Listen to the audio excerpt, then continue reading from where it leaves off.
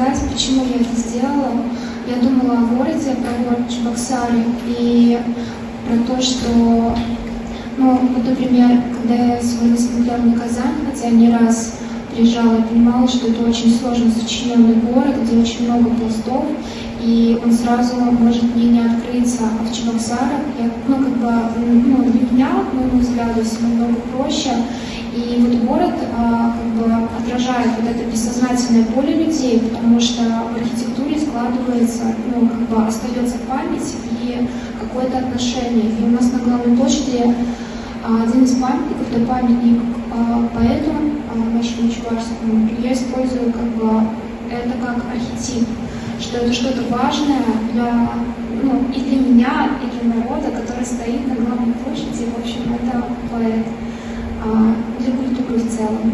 Мне очень нравится, что ты называешь это памятник поэту, но никогда не называешь имя поэта. Это Константин Иванов. Я как раз говорю, что это как архетип, но в целом я